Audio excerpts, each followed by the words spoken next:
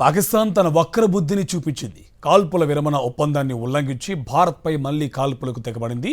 అఖ్నూర్, రాజౌరి, పూంచ్ సెక్టార్లో కాల్పులు జరిపింది. పాక్ కాల్పులను భారత సైన్యం తిప్పికొడుతోంది. పాక్ డ్రోన్లను ఎయిర్ డిఫెన్స్ సిస్టమ్ ధ్వంసం చేస్తుంది. సరిహద్దు నగరాలపై పాక్ వరుస డ్రోన్ దాడులు చేస్తుంది. జమ్మూ కాశ్మీర్, పంజాబ్, రాజస్థాన్లో వరుస దాడులకు తెగబడింది. శ్రీనగర్లోని 4 ప్రాంతాల్లో కాల్పుల శబ్దాలు వినిపించాయి. జమ్మూ, శ్రీనగర్, బారాముల్లాలో మళ్లీ బ్లాక్అవుట్ కొనసాగుతుంది. పఠాన్కోట్, ఉదంపూర్, అమృత్సర్లో బ్లాక్అవుట్ కొనసాగుతుంది. రాజస్థాన్ సరిహద్దు బార్మర్, అలాగే జైసల్మేర్లో బ్లాక్అవుట్ ప్రకటించారు.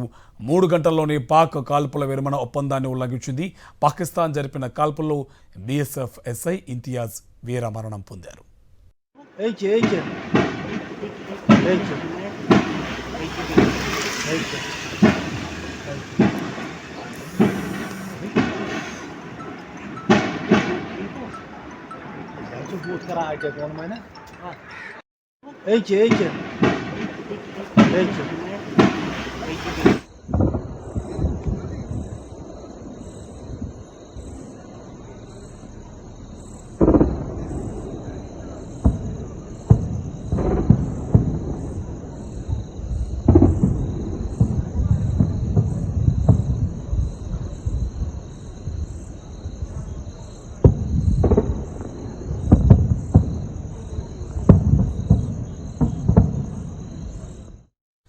పాకిస్తాన్ తన వక్ర బుద్ధిని చూపించింది. కాల్పుల విరమణ ఒప్పందాన్ని ఉల్లంఘించి భారత్పై మళ్లీ కాల్పులకు తెగబడింది. అఖ్నూర్, రాజౌరి, పూంచ్ సెక్టార్లో కాల్పులు జరిపింది. పాక్ కాల్పులను భారత సైన్యం తిప్పికొడుతోంది. పాక్ డ్రోన్లను ఎయిర్ డిఫెన్స్ సిస్టమ్ ధ్వంసం చేస్తుంది. సరిహద్దు నగరాలపై పాక్ వరుస డ్రోన్ దాడులు చేస్తుంది. సంబంధించి మరింత సమాచారం మా కరెస్పాండెంట్ అమృత్సర్ నుంచి రాఘవేంద్ర మనకు లైవ్లో డీటెయిల్స్ అందిస్తారు. రాఘవేంద్ర, కేవలం 3 గంటల్లోనే మళ్ళీ కాల్పుల విరమణ ఒప్పందాన్ని ఉల్లంఘించింది పాక్. ఆ సరిహద్దు ప్రాంతాల్లో అంతా కూడా కాల్పులు జరుగుతున్న పరిస్థితి కనిపిస్తుంది. అక్కడ పరిస్థితి ఎలా ఉంది? డీటెయిల్స్ ఏంటి? కార్తిక్, సాయంత్రం 5 గంటలకు కాల్పుల విరమణకు సంబంధించిన ప్రకటన కూడా భారత్ చేసింది.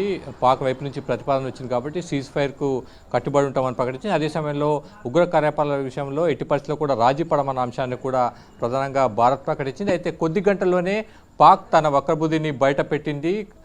సరిహద్దు రాష్ట్రాల్లోని ముఖ్యమైన నగరాలను టార్గెట్ చేస్తూ డ్రోన్లను ప్రయోగిస్తుంది. ఇదంతా కూడా 9 గంటల ప్రాంతంలో మొదలైంది. ముందుగా శ్రీనగర్, జమ్మూ ప్రాంతాలను టార్గెట్ చేసినట్టుగా మనకు సమాచారం అవుతుంది. పాక్ వైపు నుంచి డ్రోన్లన్నీ ఆ నగరాలపైకి ప్రయోగించినట్టుగా మనకు సమాచారం అవుతుంది. ఆ తర్వాత రాజస్థాన్లోని కచ్ ప్రాంతంలో కూడా టార్గెట్ చేసినట్టు తెలుస్తుంది. అదేవిధంగా పంజాబ్లోని పలు ప్రాంతాలను కూడా టార్గెట్ చేసినట్టు తెలుస్తుంది. 9 గంటల తర్వాత ఒక్కొక్క నగరంలో, సరిహద్దు రాష్ట్రాల్లోని ఒక్కొక్క నగరంలో బ్లాక్అవుట్ ప్రకటించుకుంటూ వచ్చారు. ప్రస్తుతం నేను అమృత్సర్లో ఉన్నాను. అమృత్సర్లో దాదాపు 9 గంటల 45 నిమిషాల ప్రాంతంలో భారీగా సైరన్లు మోగాయి. పవర్ను కూడా ఆఫ్ చేసిన పరిస్థితి. ప్రస్తుతం అందరినీ కూడా ఇళ్లలోకి వెళ్లాల్సిందిగా కూడా లోకల్ అడ్మినిస్ట్రేషన్ ప్రకటన చేసింది. మొత్తం మీద మాత్రం ప్రస్తుతం పాక్ సీజ్ ఫైర్ను వయలేట్ చేసినట్టుగా స్పష్టమవుతుంది. ప్రస్తుతం ఇంకా కూడా పాక్ వైపు నుంచి డ్రోన్లు ప్రయోగిస్తున్నట్టుగా తెలుస్తుంది. భారత్ సమర్థవంతంగా తిప్పికొడుతున్నట్టుగా కూడా మనకు సమాచారం అవుతుంది.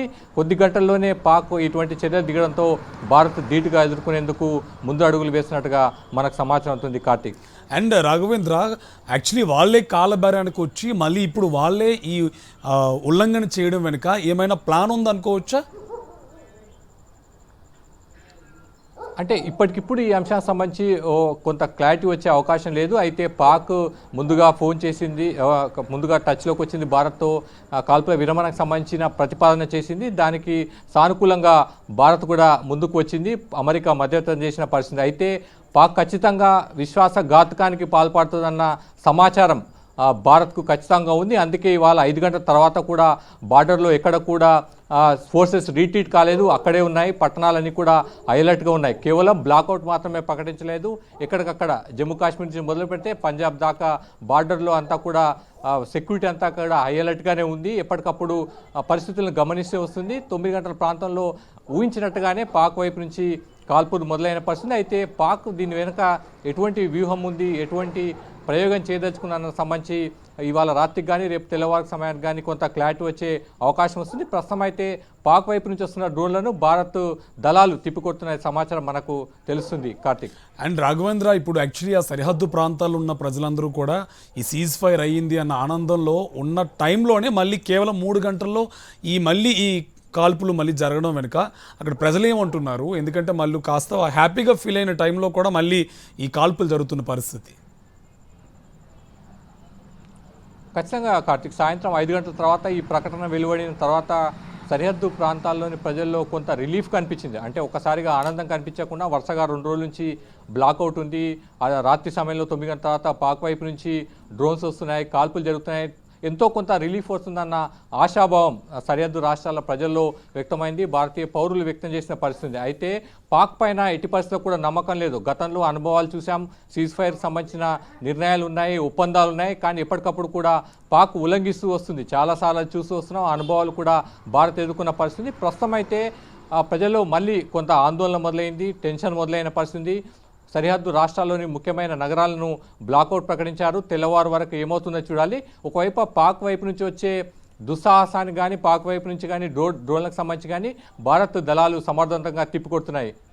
కార్తిక్ రైట్ రాఘవేంద్ర, మళ్ళీ మిమ్మల్ని సంప్రదిస్తాం. అండ్ మనకి ఢిల్లీ నుంచి మా కరెస్పాండెంట్ వెంకటేష్ మనకి ఫోన్ లైన్లో సిద్ధంగా ఉన్నారు. వెంకటేష్, కాల్పుల విరమణ జరిగింది అని చెప్పి చాలా వరకు కాస్త సరిహద్దు ప్రాంతాల్లో ఉన్న ప్రజలంతా ఊపిరి పీల్చుకున్న టైంలోనే మళ్ళీ కేవలం 3 గంటల్లోనే ఈ విరమణ ఒప్పందాన్ని ఉల్లంఘించింది పాక్. సో ఇవాళ రాత్రి ఏం జరగబోతుందన్న ఉత్కంఠ కూడా ఆ సరిహద్దు ప్రాంతాల్లో ఉన్న ప్రజల్లో వస్తున్నటువంటి ఒక ఆందోళన.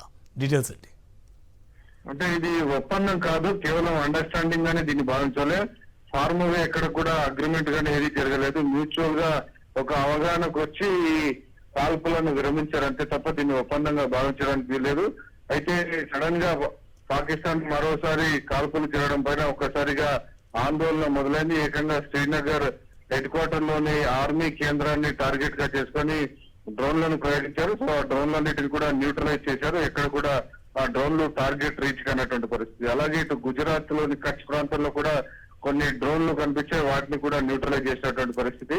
అయితే కొద్దిసేపటి కింద వస్తున్న సమాచారం ప్రస్తుతం పూర్తిగా సరిహద్దు నియంత్రణ రేఖ వెంట కంప్లీట్ గా షెల్లింగ్ ఆగిపోయిందనేటువంటి సమాచారం వస్తుంది.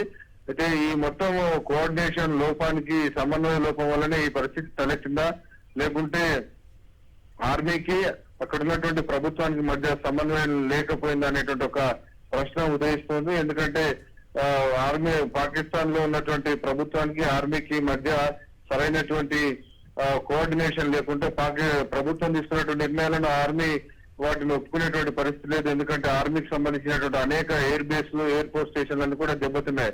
సో ఒక పరువు పోయి పాకిస్తాన్ ఆర్మీ పూర్తిగా ఫేస్ సేవింగ్ లేనటువంటి పరిస్థితి నెలకొంది. సో ఆ నేపథ్యంలోనే ప్రభుత్వం తీసుకున్నటువంటి కాల్పుల విరమణ అండర్స్టాండింగ్ ను ఆర్మీ అమలు చేయలేకపోతున్నట్టు కనబడుతుంది. సో కంప్లీట్ గా ఇది ప్రభుత్వం నడుపుతున్నటువంటి విధానంగానే, అడ్మినిస్ట్రేషన్ ఫెయిల్యూర్ గానే మనం భావించాలి. సో మొత్తానికి పాకిస్తాన్ ఎట్టి పరిస్థితిలో నమ్మేటువంటి పరిస్థితి లేదు కాబట్టి ఆ మేరకు ఇప్పటికే ప్రభుత్వము సరిహద్దు వెంట ఉన్నటువంటి కంప్లీట్ గా అన్ని ప్రభుత్వ వర్గాలకి, విభాగాలకి, అలాగే ఇటు ఆర్మీకి ఆదేశాలు ఇచ్చింది. రిమైన్ విజిలెంట్ గా ఉండమని, అప్రమత్తంగా ఉండాలని. ఆ మేరకు సరిహద్దు జిల్లాల అన్ని ప్రజలకు కూడా ఇప్పటికే ఆ ప్రాంతాల్లో బ్లాక్అవుట్ కూడా ప్రకటించినటువంటి పరిస్థితి. సో పాకిస్తాన్ ఒక దుస్సాహసానికి ఒడిగడుతుంది, ఒక్కడి బుద్ధితో ఉంది. పాకిస్తాన్ ప్రభుత్వానికి, పాకిస్తాన్ ఆర్మీకి మధ్య ఎలాంటి కోఆర్డినేషన్ లేదని ఈ రోజు జరిగినటువంటి ఈ డ్రోన్ అటాక్స్ వయలేషన్ తో మనకు కరెక్ట్ గా అర్థమవుతుంది. అయితే కొద్దిసేపటి కింద వచ్చినటువంటి సమాచారం ప్రస్తుతానికైతే ఎల్ఓసి వద్ద ఎలాంటి పాకిస్తాన్ లో సరిహద్దు అంటే ఎలాంటి షెల్లింగ్ జరగడం లేదనేటువంటి సమాచారం వస్తుంది. అలాగే శ్రీనగర్ లో కూడా ఎలాంటి బ్లాస్టింగ్ కూడా జరగలేదనేది ఆర్మీ వర్గాలు చెప్తున్నాయి. సో మొత్తానికి కొంత కన్ఫ్యూజన్ ఇన్ఫర్మేషన్ వస్తుంది. సో క్లారిటీ ఇంకా రావాల్సి ఉంది దీనిపైన. అండ్ వెంకటేష్, ఇప్పుడు ఈ కాల్పుల్లో కూడా బిఎస్ఎఫ్ ఎస్ఐ ఇంతియాజ్ మరణించినటువంటి వార్త కూడా ఇప్పుడు మనం చూసాం. సో ఇవాళ ప్రస్తుతానికి అక్కడ సైలెంట్గా ఉన్నప్పటికి కూడా మేబీ నైట్ ఏమైనా జరిగే అవకాశం ఏమైనా ఉందా? ఎందుకంటే వాళ్ళు కూడా ఈ సీజ్ ఫైర్కి యాక్సెప్ట్ చేస్తున్నామని చెప్పిన తర్వాతే మళ్ళీ ఈ సమన్వయ లోపం ఎక్కడో మేబీ రావడం వల్ల కావచ్చు ఈ జరిగిందని ఇన్ఫర్మేషన్ వస్తున్న తరుణంలో నైట్ ఏమైనా జరిగే అవకాశం ఏమైనా ఉందా? డెఫినెట్ గా పాకిస్తాన్ వక్ర బుద్ధితో ఉంటుంది.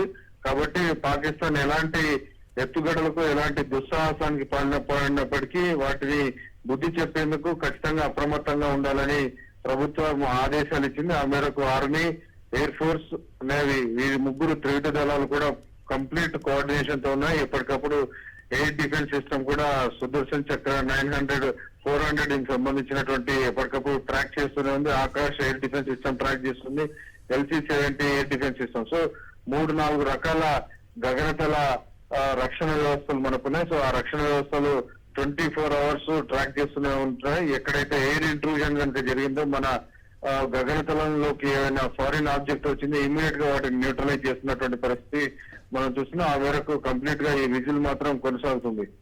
అండ్ వెంకటేష్, ఇప్పుడు ఈ కాల్పుల విరమణకి సంబంధించి, ఉల్లంఘనకు సంబంధించి మన ప్రభుత్వం నుంచి కానీ లేదా మన రక్షణ వ్యవస్థ నుంచి కానీ ఏమైనా అప్డేట్స్ వచ్చాయా?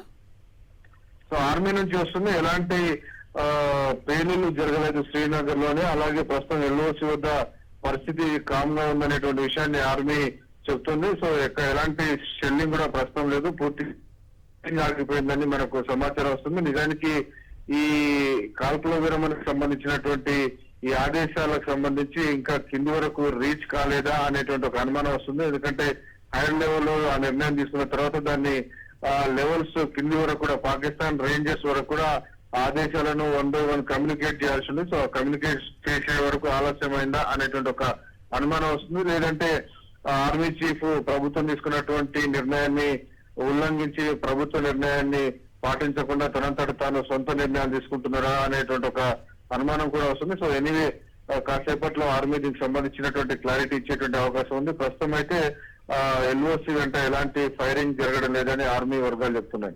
ఇంకోవైపు జమ్మూ కాశ్మీర్ సీఎం కూడా కొద్దిసేపటి క్రితమే ట్వీట్ చేసిన పరిస్థితి, ఏం జరుగుతుంది కాశ్మీర్లో అని చెప్పి. ఇంకోవైపు మొత్తం అన్ని సరిహద్దు ప్రాంతాలన్నీ కూడా బ్లాక్అవుట్లో ఉన్న పరిస్థితి కనిపిస్తుంది.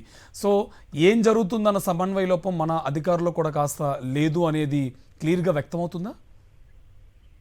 అంటే మన వైపు ఎలాంటి సమన్వయ లోపం లేదు. ఖచ్చితంగా పూర్తిగా అడ్మినిస్ట్రేషన్ అందరూ కోఆర్డినేషన్ తోనే వర్క్ చేస్తున్నారు. ఎక్కడ కూడా పాకిస్తాన్ చేస్తున్నటువంటి దుశ్చర్యలను ఎప్పటికప్పుడు వాటిని నిరోధిస్తున్నటువంటి ప్రయత్నం చేస్తోంది. సో కంప్లీట్ ఫుల్ కోఆర్డినేషన్ తో లోకల్ అడ్మినిస్ట్రేషన్ వీరందరూ పనిచేస్తున్నారు. సో పాకిస్తాన్ ఏదైతే ముందుగా ప్రతిపాదించిందో తాము కాల్పుల విరమణకు తమంతట తామే ప్రతిపాదన పెట్టారు.